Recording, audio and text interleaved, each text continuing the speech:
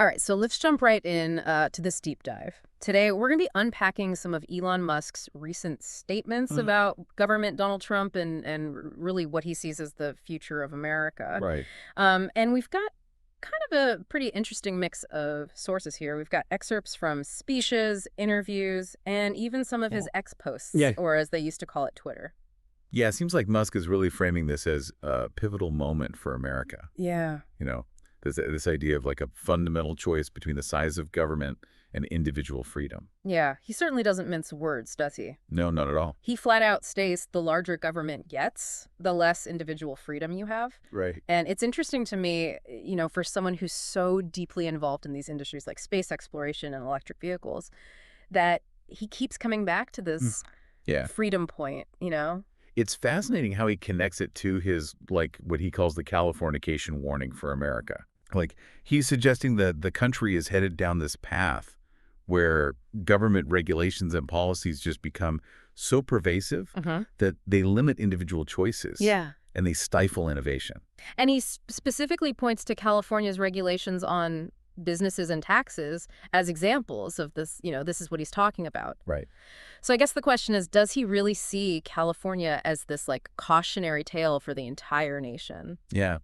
Is that a valid concern or is it a little bit of an exaggeration? Yeah, and is there a balance to be struck here? I mean, can you have a thriving economy and individual freedom and still have like robust government oversight? Right. Exactly. Where's that sweet spot? Yeah, and this kind of leads us right into Musk's solution, right? Yeah. Donald Trump, Okay. Interesting. he sees a Trump presidency as a once in a lifetime chance to like really shrink the government slash regulations. He's even gone so far as to propose a new Wow. Department of Government Efficiency. A new department. I know, DOGE. DOGE. Okay. You gotta love the Musk humor, right? Yeah. He's certainly not afraid to be a little bit cheeky, is he? No, no. But I mean, beyond the name, like what would this actually look like? Yeah, How do you measure efficiency in government? right. What are the specific regulations that he wants to eliminate? Yeah, it seems like kind of a massive undertaking to like overhaul the entire federal government in the name of efficiency. I mean, are we talking about like streamlining processes? Well, he's all about transparency, Okay. or at least that's what he says. Okay. He's promised to open up the books on government spending, Huh? make all the math public, Okay. and even invite the public to submit ideas for how to do things better. It's an interesting approach, almost like crowdsourcing government reform. Yeah, But, it raises questions about feasibility. sure. Can you really run a government like an open source software project? Right. Well, I mean, he's tapping into that drain the swamp sentiment too, Right, of course. promising to root out corruption and inefficiency. And he's also made it clear that once this DOGE is up and running, he plans to step back from politics. Really. So it seems like his main goal is to streamline the government, Yeah, make it more efficient, and then get out of the way. that seems to be the idea. That's a bold vision, no doubt. But Yeah. is it enough to address the complex challenges Right. that are facing individual freedom in the 21st century? Yeah. Is focusing solely on government size and efficiency really going to be enough? Right. What about the role of technology, social pressures, the increasing power of corporations? Oh. I mean, are those threats to individual freedom that Musk is overlooking?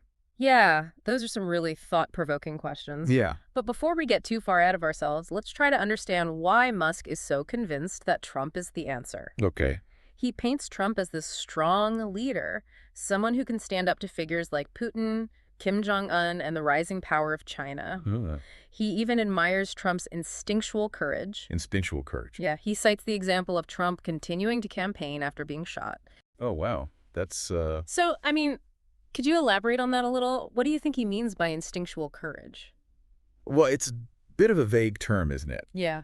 It seems to suggest that Trump acts more on gut feeling rather than careful deliberation. Mm-hmm.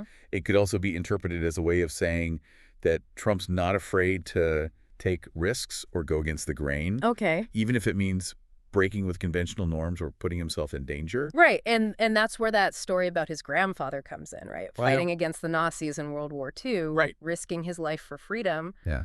It seems like that experience had a profound impact on Musk's values and worldview. Absolutely. It's almost as if he sees a parallel between that fight against fascism Uh-huh. and what he perceives is happening in America today. Yeah.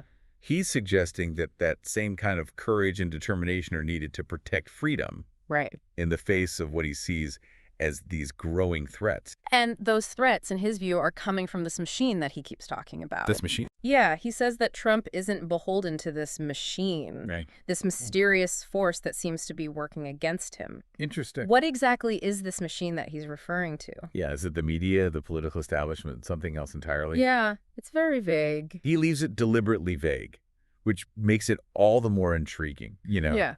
It plays into this idea of a hidden power structure, Yeah. a deep state that's working behind the scenes to manipulate events and control the narrative. It's a powerful image, isn't it? Oh, it's very powerful. This lone wolf, Yeah. Donald Trump fighting against this shadowy, unseen enemy. Right.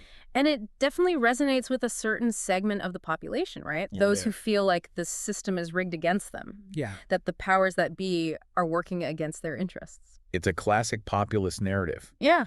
and Musk is playing into it quite effectively. Yeah. He's positioning himself as a champion of the people standing alongside Trump against this mysterious machine. And to further solidify this image of Trump as the outsider, the rebel, Yeah. Musk claims that many business and tech leaders secretly support Trump, Okay. but are afraid to say so publicly. Interesting. He paints this picture of Trump's support as this almost rebellious act, Mm-hmm. especially in places like San Francisco. Right. But is there any evidence to back up this claim, or is it just anecdotal?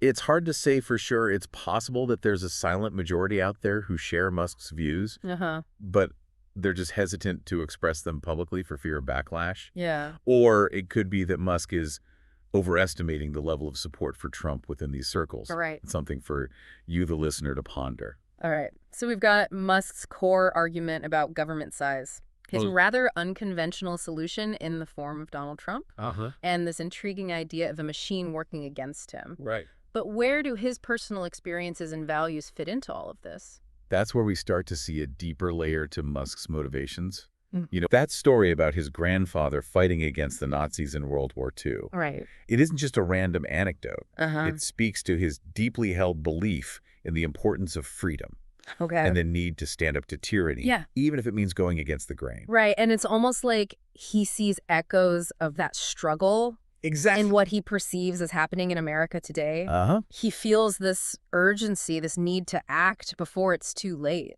And that's what leads into his call to action, right? Right. Urging everyone to vote for Trump. He doesn't just want people to vote for Trump. He Yeah. wants them to rally their friends and family to spread the message, Right. to make sure that their voices are heard. He's gone from expressing his views Yeah. to actively trying to influence the outcome of the election. He even highlighted the 40,000 unsubmitted ballots in Lancaster, Pennsylvania, Wow. where he held his town hall. Okay. And he urged people to take action, Wow. make sure those votes are counted.